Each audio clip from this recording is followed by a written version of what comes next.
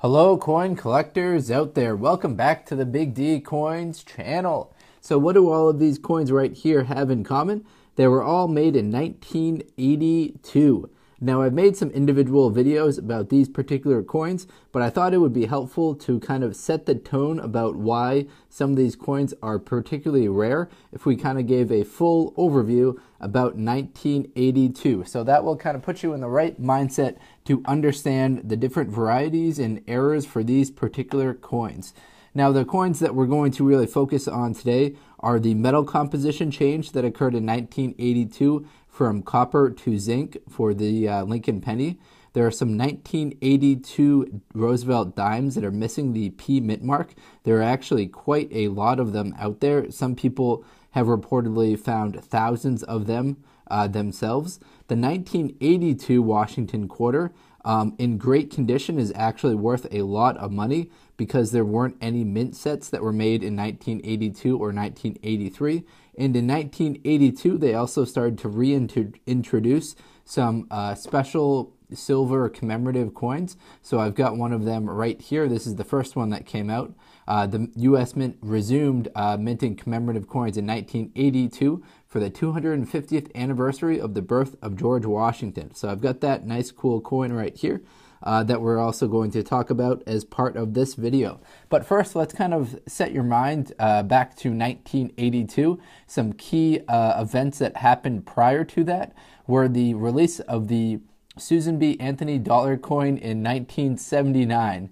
And by the year 1982, everyone realized it was a complete flop. So they put a lot of work and a lot of effort into releasing that Susan B. Anthony dollar coin starting back in 1979. And then by the year 1981, they were only making uncirculated sets and proof sets. And then in 1982, I think they actually stopped making them altogether. So that was a complete flop, as well as the economy wasn't doing particularly well.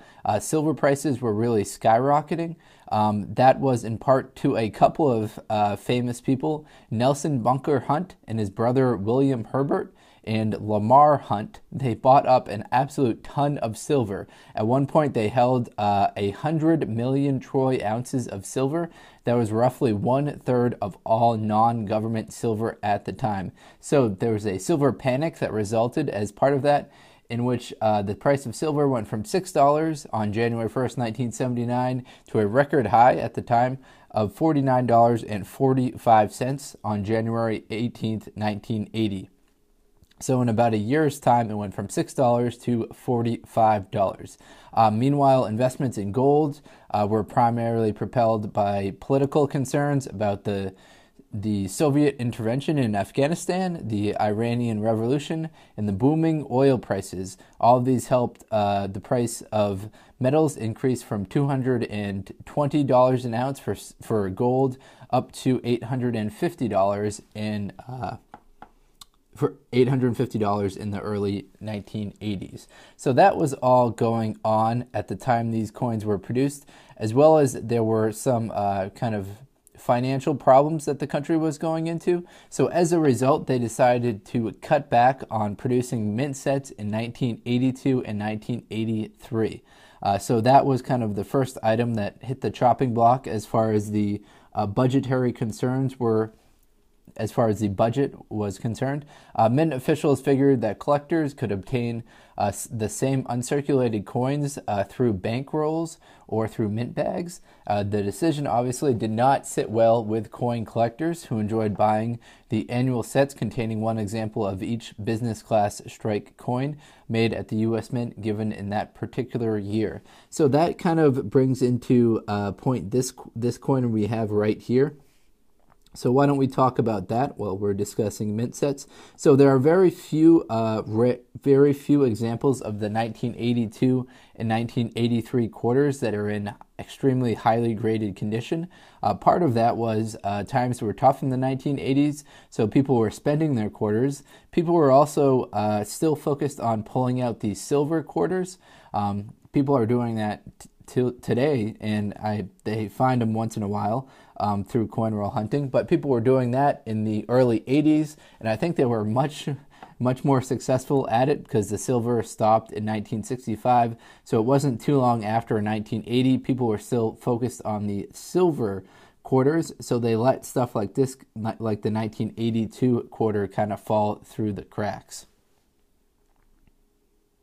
So the other main things that were part of the budget was the 1982 penny. So let's focus on this one up here.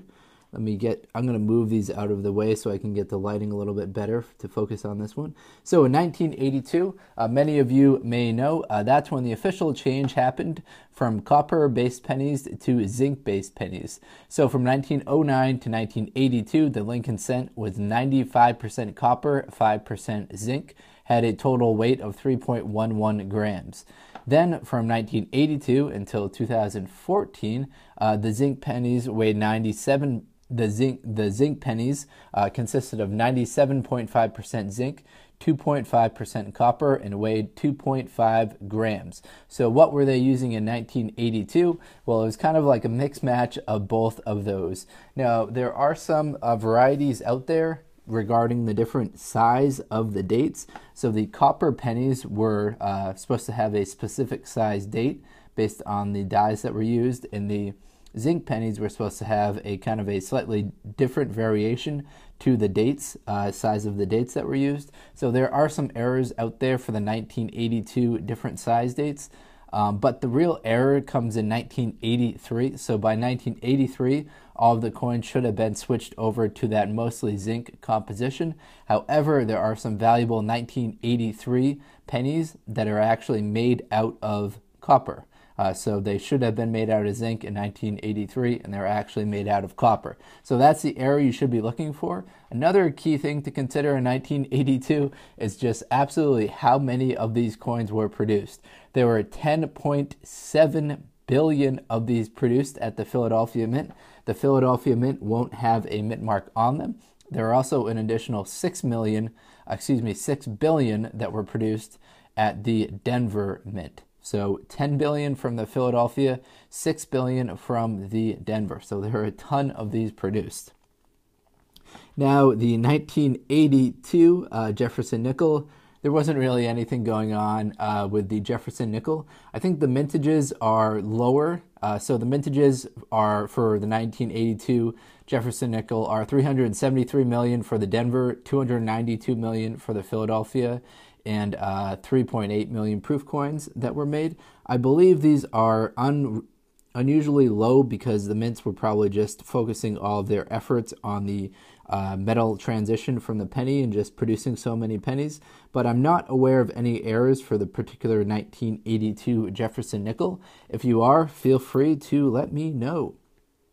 On to this one right here. Now, there are some known errors with this one. It's the Roosevelt dime.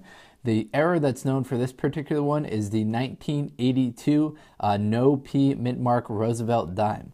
Now, all dimes should have the P mint mark on them. You might be thinking to yourself, pennies don't have the P mint mark on them, but dimes should. So in 1982, the Philadelphia Mint produced a small quantity of dimes without a mint mark. The first struck error to occur on a coin made for circulation. So there are some proof dimes that are missing the mint mark, but this is the first one that was made for circulation that was missing the mint mark on it. This inconceivable error came about thanks to a mint employee who failed to add the mint mark onto the obverse die. Traditionally, mint employees punch the mint mark into the working dies, which are then inspected for any flaws or omissions. In this case, the omission of the mint mark was unnoticed, and thousands of 1982 dimes without mint marks escaped the Philadelphia Mint that year.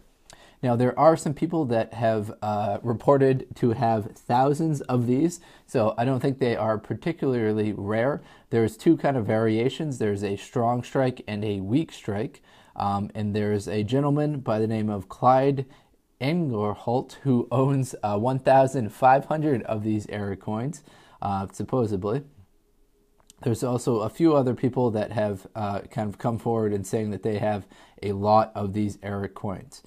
So that's interesting that they mint mark the die that they were using.